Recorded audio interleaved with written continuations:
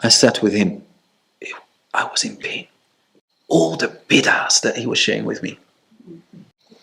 He said, yeah, some say you can say Allahu Akbar or Kabir Allah. you can say this, you can say that. And he was coming with things that there was no dalil for it, right? And then remember what I told him? I said, Ya Shaykh, كاد كلامك أن يكون كفرا. I said, your words could have been kufr. And then he said, do you have a Salafi background? And I said, yes. And then it took me a very long time to adapt to fiqh. Because I was used for 10 years to, without the tools, right? To just navigate through Quran and Sunnah and making my own deen. Just follow Kitab and Sunnah. That was my motto. That was my slogan.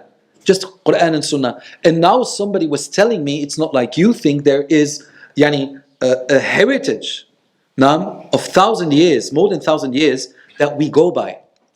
So tasawwuf was very easy for me to accept. Aqeedah was very easy for me to accept. But fiqh was the most difficult thing. It took me more than a year to understand that you have to follow madhab. That was the most difficult thing. So this is a bit how my journey went from this to that. And the reason why was because of exposure. Exposing myself to material that was out there just waiting to be read.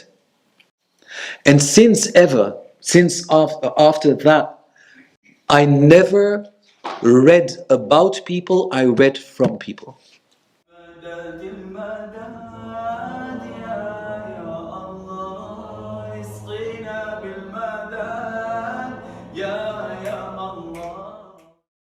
And then in 2005, 2006, I borrowed. I borrowed from someone, I think 21 books of the Zaydiyah that I then wanted to read about hadith and fiqh and their aqeedah and so forth. Because before we carry on, you cannot judge someone by not reading them, not reading their books. That was one of the biggest mistakes I made when I was a Salafi. Now when I was a Salafi, and I don't regret that period because it taught me many things. What it taught me was the love for hadith. What it taught me was the love for practicing the sunnah of the Prophet Muhammad sallallahu alaihi wasallam, and so much more, and also to have a structure in my studying. So it contributed to many good things, not to bad things, or to many good things. So now, when I was a Salafi, my scholars would tell me not to read certain books because these people would be mubtadi'ah. So that is where they would say, don't read the books of Zahid al-Kawthari, don't read the books of Abu Ghudda, don't read the books of Al-Ghazali, don't read the books of Ibn al-Jawzi, don't read the books of Al-Razi, don't all the people where you can learn from, don't read them. And if you want to read some of their books, read it with the tahqiq, with the verification of a Salafi scholar. So that is where I went wrong. Because I believed everything they said, and I believed that the ummah was always upon what they claimed to be the haqq. So now, then they printed a book, Sheikh Mashhur Hassan Salman, with whom I studied, Hafidahullah Azza wa Jalla, a very knowledgeable man. He then wrote a book in many volumes, multiple volumes, Kutub Hadhara Minha al-Ulama, books that were warned against by the scholars. So we were afraid to read books. I was very much so manipulated and conditioned. So I was afraid to read these books. I really thought, if I read these books, I go to hell. So until one day, I had my friend Muhammad Dandis, and he was Ash'ari, Shafi'i, and he believed in Tasawwuf, in a Tasawwuf Sunni. And he said, read this book. And it was a book of Badruddin ibn Jama'ah, of the Aqeedah, of the people back in the day, Idah al-Dalil. And I said, I'm not going to read this, I'm not going to hell. And he was my good friend, but we never spoke about Aqeedah. Because I believed him to be a mubtadi', but he was still my friend. And he believed me to be wrong. He never said, you're a mubtadi'. I said, one thing, we never talk about Aqeedah. Because I felt if we were to go speak about Aqeedah, that we would no longer be friends. And that's the same with, anyway. So then one day I sat there, and there were many books of Dr. Yusuf al-Qaradawi. I was still completely Salafi. And there was a book, the Hikam al-Ata'iyya with the Sharh of al-Buti. So I just opened the book. I didn't know which book it was. So I opened it. I said, oh, that's beautiful. Wow. And then I said, Buti, no. But then the Hikam al-Ata'iyya stayed because I liked the words and I didn't know who he was. So then I started reading the Hikam al-Ata'iyya and I found it so beneficial. But I didn't know that Ibn Ata'illah was actually the student of Abu Hassan al-Shadili, right? Otherwise I would have thrown the book away. And then after that, I'm just telling you my story so that you understand where I'm coming from. Because I was a very good Salafi. Now, and when I changed, a lot of them turned against me and became a kind of woe. But I was a very Salafi. I sat with the students of Shaykh al-Albani rahmatullahi alayhi, and I benefited a lot from them. Shaykh al-Halabi rahmatullahi alayhi, I studied with him Fath al-Bari of Ibn Rajab, and Nubath fi Usul al-Fiqh of Ibn Hazm. Shaykh Mashhur Salman, the Sahih of Sahih Muslim, the Sharh of Sahih Muslim, the Usul al-Waraqat, Tafsir. Shaykh Abu Islam Salih Taha, I did Bulugh al-Maram rahmatullahi alayhi, and al-Wajiz, and the Sharh al-Mumti ala Zad al-Mustaqni', and then so many other things. Shaykh Musa Nasr, Quran, al-Wajiz fil Fiqh. So I studied with them. At a certain point I was translating for them. So I was close to them. It's not like I wasn't, but I was also afraid. Because when you leave people and you are an important part in their midst, then it's very difficult for them to let you go. Because I was a real student of knowledge, but in the Salafi world. So I would literally learn by heart Aqidat al-Wasitiyya. Like I said, Usul al-Thalatha, Lum'at al-I'tiqad. I would learn the poems of Al-Hafid al-Hakami in Aqidah by heart. So I would learn all of it by heart, literally. And so I know what they believe. And I'm not biased when I speak.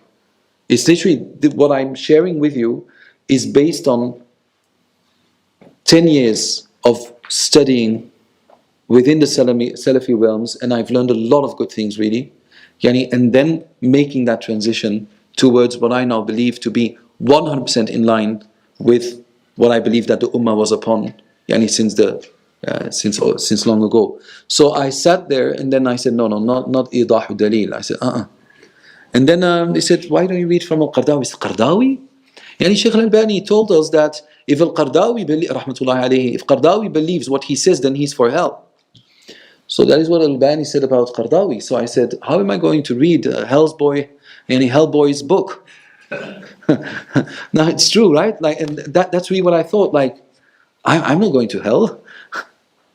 Subhanallah. So I took a book. And I said, what's the least worst I can choose? Because he just opened it. He said, your foundation is strong. And there was a book about hijab al-mar'ah, the hijab of the hijab. And I started reading. I said, SubhanAllah, uses hadith. No? Qardawi uses hadith. And then he looks at me like, yes. And ayat, and lugha, and words of the Salihin. He said, what did you expect? He's a scholar. I said, scholar. So I started reading, and then I said, okay, I'm going to read another book and I'm going to take it home. That was Al-Fan fil Islam, Art in Islam. Until today, it is one of the most beautiful books I've ever read. It was about art in Islam. It made me love Islam. I loved Islam already, but now I really felt the love for the birds and the trees and the flowers and the bees, for everything. Now the shapes and the forms, the colors, the sounds of the birds and the whistling of the humans. He introduced me to an other dimension, literally. And then I said, okay, I'm going to buy all of these books, but they weren't all there. So I took about 80 books home and I started reading them one after the other. I'm not a Qardawist now, but I definitely believe that the man comes with a lot of knowledge. Definitely. So anyway, that was my thing, my introduction to something else in the Salafi. Then in 2003, I was also sitting with Shaykh Mashhur and he was delivering a tafsir, and then there were a lot of beautiful sayings. What I would do when I would sit in my class, I would write down everything the Shaykh says. And then when he says Abdullah ibn Abbas says, or the beautiful sayings, then I would go to the library and then I would look, because I had no program, Shamil or whatever. I would go through the books and look for who said it. But then I came to a point where I found that that the quotes that were being passed on were sometimes from people like Ibn al-Jawzi, from his book Zad al-Masir, sometimes from a Sha'arawi, rahmatullahi alayhi, who was supposed to be very dangerous. And Sayyid Qutb, reading Sayyid Qutb, that made you the mubtadi' of the mubtadi'as. The thing that people don't know is that like some 40 years ago, that the Mufti of Saudi Arabia said that the tafsir of Sayyid Qutb is a tafsir that everybody should read. But now they warn against it. So he made a mukhtasar. But not of that. So anyway, to cut a long story short, and then came the biggest challenge. Not yet. Was Aqidah. I believe that the Asha'ira and the Maturidiyya were shayateen al-ins. They were the shaitans of humanity that came, that were possessed by shayateen to corrupt religion and our belief in Allah Jalla wa Ala subhanahu wa ta'ala. And every book that I had, in the preface, in the introduction, it would say, the alim is good, the alim is very knowledgeable, but he had the aqidah of the majority of the people in that time and didn't have access to the true aqidah. You read that in the books of Al-Hafid ibn Hajar, of Ibn Hajar al-Haytami, of Imam al-Nawawi, of Imam al-Razi, of Imam al-Ghazali. You have all of that, all of them actually saying, and even I have and I ripped it out of my book now. I bought the Kaba'ir, Zawajib an Iqtiraf al-Kaba'ir of Ibn Hajar al-Haytami, which is for me a better book than the one of Imam al-Dahabi about al-Kaba'ir. And then I opened the book, and in the preface, in the introduction, it said, وَكَانَ كَثِيرٍ مِنْ أَهْلِ زَمَانِهِ مِنْ مُخَنَّثِي الْأَشَاعِرَةِ. So how would you say مُخَنَّث Sayyidi? I gave it last time, but it's not. No. Yeah, no, it's yeah, but I'm not going to translate it. So anyway, yani female men, let us just say it like that to make it. So he was exactly like the majority of the scholars in his days, yani among these feminized men of the Ash'ara. The problem, so I hated Ash'ara. I really did. I hated Ash'ara, and I hated the madhahib, and especially the madhab of Imam Abu Hanifa, because he was the furthest away from Kitab and Sunnah.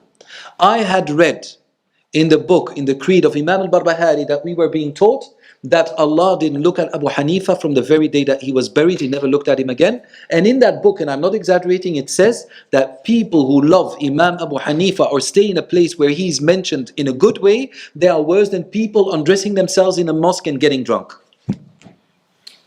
That is what I was raised with. So Imam Abu Hanifa, no. So now, I read the book Idah al-Dalil with all my baggage, right, of years and years. And I went through Idah al-Dalil, I read it in one sitting.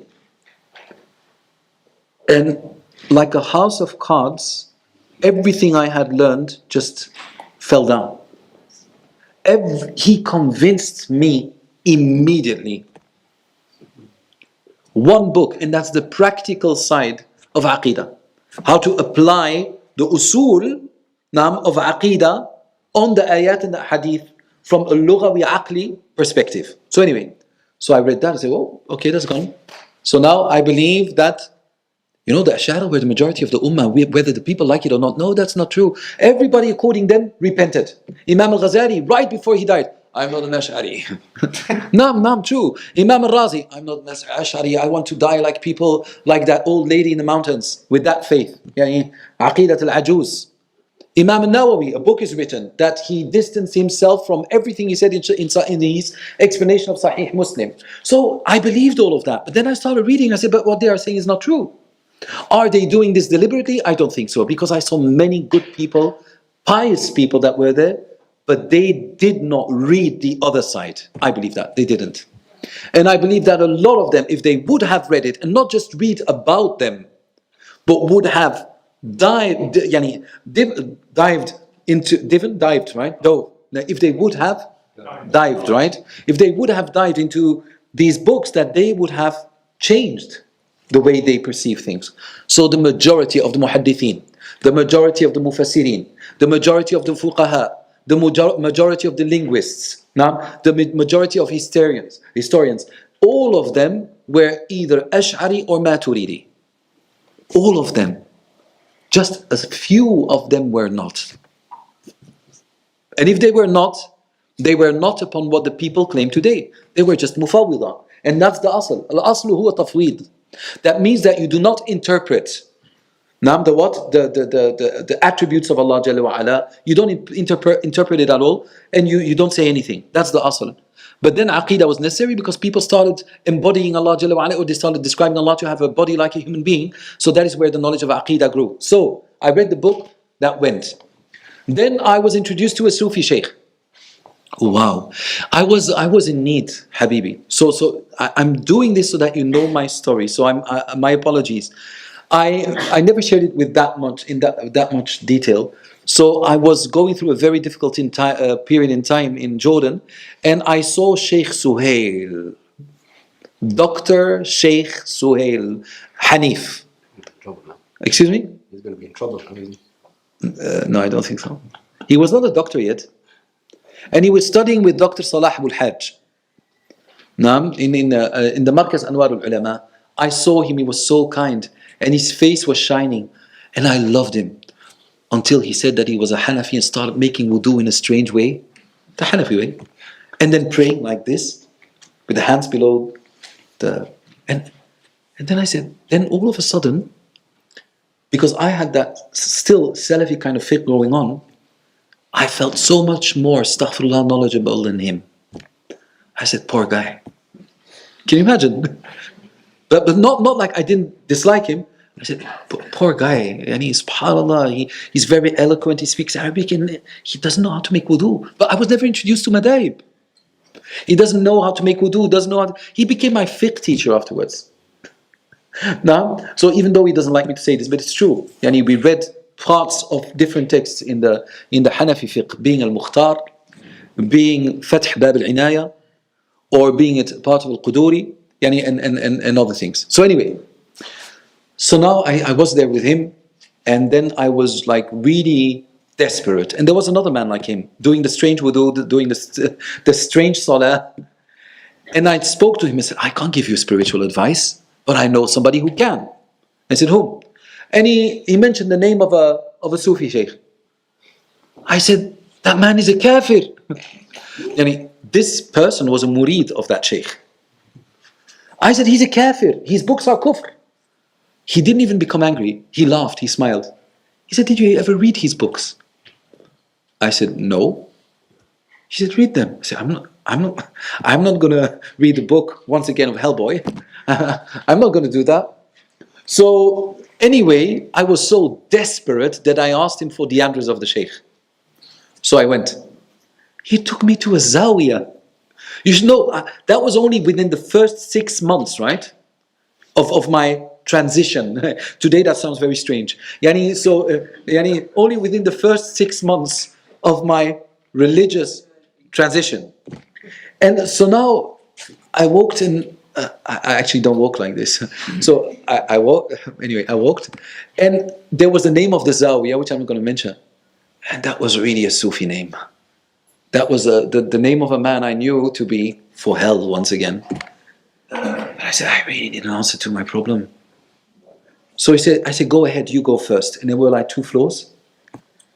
I've never done as much dhikr in such a short time frame as then. I said, if I go into the Zawiya, what I believed, because that is what I was taught, Sufi sheikhs do sihr. When they give you water, don't drink it, because you will become their slaves and give them your money.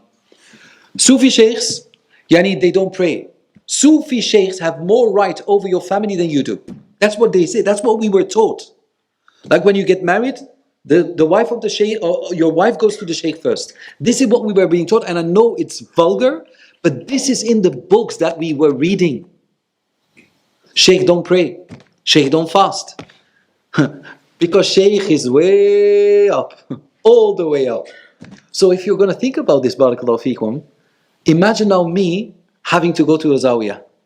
I thought I would find Sahara in the Zawiya. People doing sihr, tying knots. Wallahi, I believed it. And then I made my mind up, I'm not going to drink anything. Then as I was walking up the stairs, I started doing literally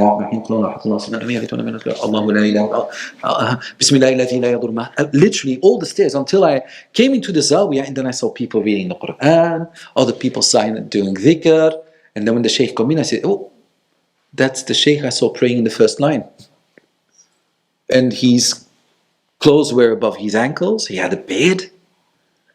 I said, there is something wrong with this man. This can't be a Sufi. Sufis should be shaven, I don't know. So anyway, I went and then I sat in the Zawiyah and they read Hizb al-Bahr.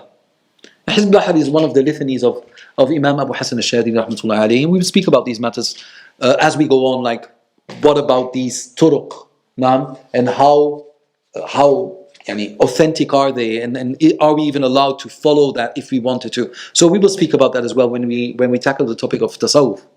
So now they read Hizb al-Bahr, and it was an answer to my question. And then I asked Shaykh, can I please meet you? SubhanAllah, when I looked into the face of the Shaykh, it was like Yawm al-Qiyamah was hanging above his head. We sometimes pretend that we don't have time, but the essence of I don't have time was his aura. It was like there is no time. Like even when he speaks, he's looking, and you see a gaze that goes beyond, literally, beyond the world. That was the first time I saw this in my life. And then I said, can I meet you? He said, yes. And then when I went to the house of the Shaykh, and so I went to the house of the Shaykh, and it was like the most beautiful feeling I've ever had. It was a house of dhikr, a house of fikr, a house of hamd. Then I complained to the Shaykh about some of the Salafis that were talking ill of me. Then I mentioned the name of one of these Salafis, and he went like this, in front of my face. And he said, Nahnu, we, people of Tasawwuf, are not allowed to talk ill or to listen to people one speaks ill of. And definitely not in this house. And then when he said this, I really felt that stones would be poured down upon me as a adhab of just mentioning the name of somebody who had spoken ill of the Shaykh before even speaking ill of me. That was one of the mashayikh, that was the reason for me to think that the Shaykh was a kafir. So anyway, that was my introduction to Tasawwuf. All of that was easy. Fiqh was difficult. Aqidah is difficult. One book, done. Tasawwuf, Shaykh, no problem. Tasawwuf, I now understand that Tasawwuf is just what we call ihsan, right? And I'm talking about Tasawwuf al-Sunni, not the Tasawwuf al-Bid'i. And now we know what bid'ah is. It's not because the things you see do not come directly from Kitab and Sunnah, it can be haqq, okay? So now I went to Dr. Salah Abul Hajj. He was my first Shaykh, and in fiqh. I sat with him. I was in pain. All the bid'ahs that he was sharing with me. He said, yeah, some say you can say Allahu Akbar, or Kabir Allah. you can say this, you can say that. And he was coming with things that there was no dalil for it, right? And then remember what I told him? I said, Ya Shaykh, كاد كلامك أن يكون كفرا. I said, your words could have been kufr. And then he said, do you have a Salafi background? And I said, yes. And then it took me a very long time to adapt to fiqh. Because I was used for 10 years without the tools, right? To just navigate through Quran and Sunnah and making my own deen. Just follow Kitab and Sunnah. That was my motto. That was my slogan. Just Quran and Sunnah. And now somebody was telling me it's not like you think. There is a heritage of 1,000 years, more than 1,000 years, that we go by.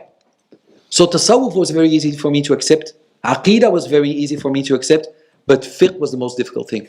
It took me more than a year to understand that you have to follow madhab. That was the most difficult thing. So this is a bit how my journey went from this to that. And the reason why was because of exposure. Exposing myself to material that was out there just waiting to be read. And since after that, I never read about people, I read from people. So I read the Zaydiyah, as I said, I think 21 books, I don't remember. I read their Aqidah, I read their Fiqh, And the only thing I can say is that to me they're very close to Ahl Sunnah. Their fiqh is very, very Hanafi. Their aqidah is Ash'ari Mu'tazili.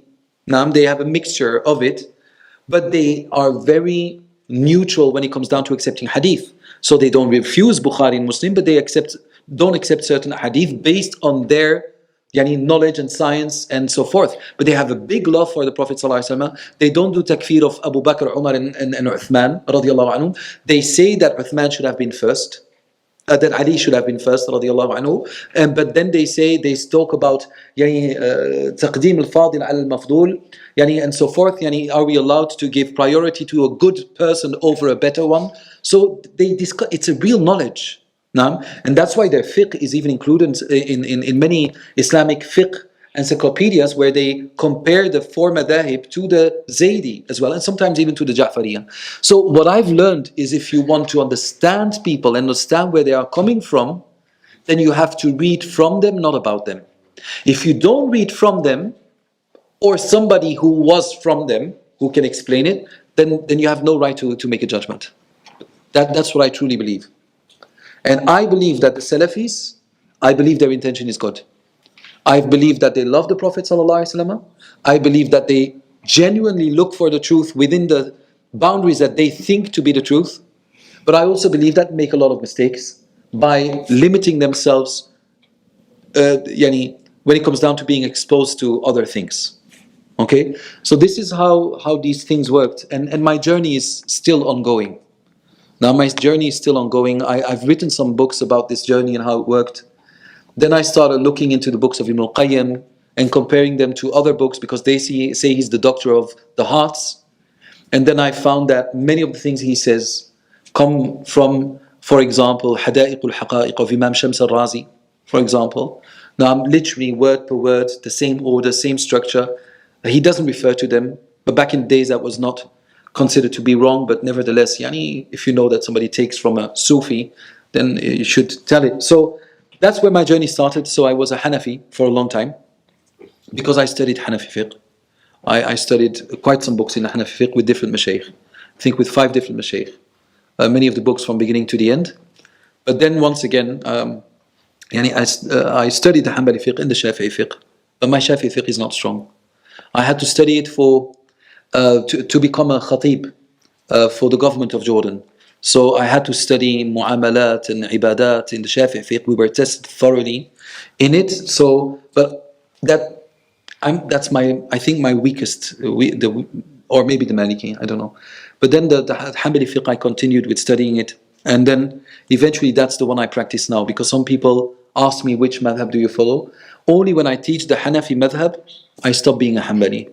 Because I do not want to teach what I don't practice, because then I will get confused. Do you understand what I mean? But the Hanafi fiqh, strangely enough, is the fiqh I love the most. It's so beautiful, and you can only know if you study it. So I advise you to become a Hanafi, so that we can benefit from your aql salim wal fahm al mateen. Allahumma rabbi ameen. So I felt like I wanted to share this with you. So I'm sorry if it was a bit personal. But it has to do a little bit with bid'ah and everything that is connected to it.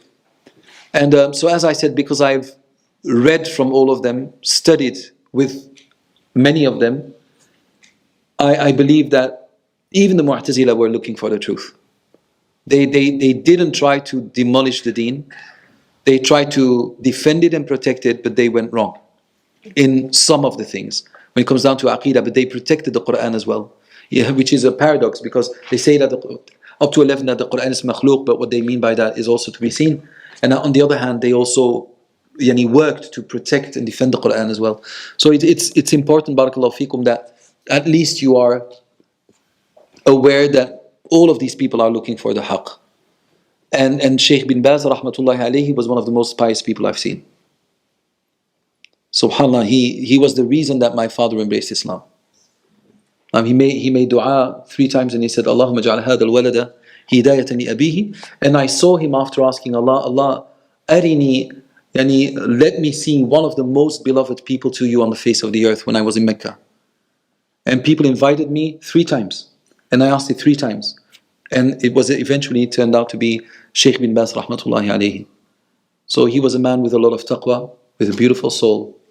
I prayed next to him. He was shivering, subhanAllah, when he was shivering. There were ayat about qiyamah, and I was standing next to him, and he, subhanAllah, you felt his fear being absorbed by your body. I've never seen this. It was ajib. I've never seen even a Sufi doing as much dhikr as he did. Like to sit with him at the same sufra, yani at the table, yani which was just on the floor, right? Just to sit with him and being alone with him when yani and two of his readers was one of the biggest blessings. It was the reason for my father to be guided. So I believe that there are asha'ira with behavior of shaitan. There are salafis with behavior of the malaika. So belonging to something doesn't turn you into a good being. It is what you do with what you know. So it's not like, oh, I'm an Ash'ari, now I'm the best person on face of the earth. No, you're not. At all. So this is why I love everybody. Which doesn't mean that you can't refute them, but refute them for the sake of the science. But know that they can be 1,000 times better than you. So if you go like that through your life, you will never wrong anybody. So Shaykh bin Baz, rahmatullahi alayhi, may Allah have mercy on his soul and elevate his rank and give us a part of his hal. Rahmatullahi alayhi, and like that I have so many Salafis. Shaykh Abu Islam, subhanAllah, qiyam, siyam, he would read the Quran so much, so often. His forehead was like really dark because of the many sujuds, and he did so much siyam. He gave khutbah until his last breath. Shaykh Musa Nasr, when he's also a Salafi, right? Whom I studied Quran with, he would literally walk hand in hand with me to look for a car. And we would, because my car was damaged, and he would walk with me. That was a Shaykh, a Qari, in the lineage of Shaykh al-Husari. He said, come, you are Muhajir, wa nahnu al-Ansar. So he would walk with me hand in hand. He died 2017 on his way to Mecca, to Medina. Rahimahullah wa rahmatun wasi'ah. So I'm very grateful for every Salafi teacher that I had, and it sounds very strange, but I need to share their virtues and their value. No, Shaykh al-Uthaymeen, I will do a separate class about what he has done for the Ummah. Rahmatullahi alayhi.